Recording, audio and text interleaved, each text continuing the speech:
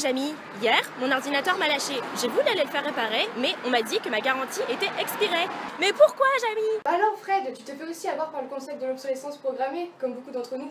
Donc pour la petite explication, l'obsolescence programmée, c'est une stratégie mise en place par les entreprises visant à programmer une durée de vie limitée d'un produit dans le but d'augmenter les ventes par le remplacement du produit. Donc on remarque qu'il existe deux types d'obsolescence programmée. Donc le fonctionnel, qui vise à remplacer une pièce qui n'existe plus, ou alors changer ton produit car il ne fonctionne plus. Le psychologique, l'effet de la mode, tu changes ton téléphone parce qu'il n'est plus à la mode, alors que ton téléphone actuel, il marche encore. Et tu as le logiciel, donc les logiciels qui ne sont plus adaptés à ton ordinateur ou ton téléphone, par exemple.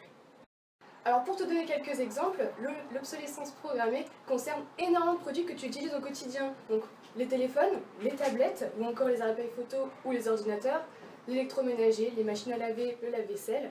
Et il faut savoir que l'obsolescence programmée a vu le jour en 1920 à cause des ampoules. Pour t'illustrer Fred, je te donne quelques chiffres. Un ordinateur désormais ça a une durée de vie de 2 à 3 ans, ta batterie de ton téléphone de 2 à 3 ans également. Au niveau de l'électroménager, de 6 à 9 ans comparé à plus de 12 ans auparavant. Et il faut savoir que 5% de ces objets que tu remplaces à cause de l'obsolescence programmée, ils sont encore réparables. Donc t'imagines toutes les économies que tu pourrais faire? La loi ne fait rien contre ces problèmes. Depuis juillet 2015, il existe une loi contre la transition énergétique. Donc forcément, l'obsolescence programmée, elle est punie par cette loi. Tu encours jusque 2 ans d'emprisonnement, voire 300 000 € d'amende, ou alors 5% de ton chiffre d'affaires, ce qui est énorme. Oui, bonjour. Je souhaiterais avoir plus de renseignements sur l'obsolescence programmée. On utilise le terme obsolescence programmée, mais sur le fond, on ne peut plus parler uniquement de pain. La problématique, c'est plus l'obsolescence programmée, c'est le système qui organise chaque acteur de la chaîne de valeur, donc le système qui organise l'obsolescence. Pour vous, qu'est-ce qui fait qu'on ne peut pas encore venir à bout de ce problème? Aujourd'hui, c'est essentiellement une problématique de durée de garantie.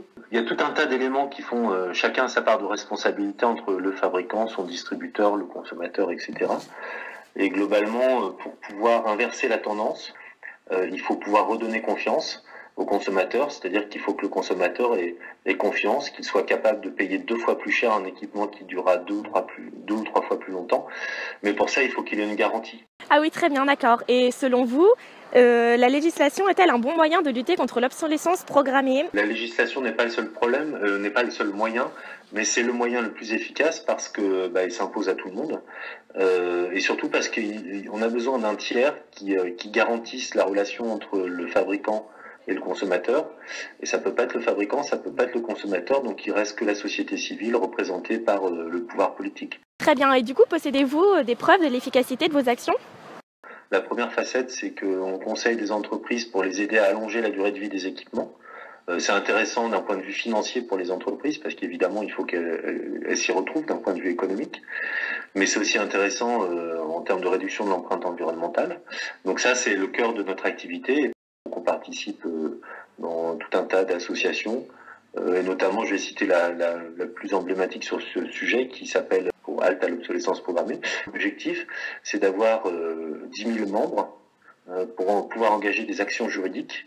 Et donc, puisque récemment a été voté le principe de délit d'obsolescence programmée, donc pour pouvoir engager la responsabilité d'industriels et de distributeurs sur contraintes réglementaires. Pour finir, existerait-il du coup une solution qui satisferait à la fois le producteur et le consommateur?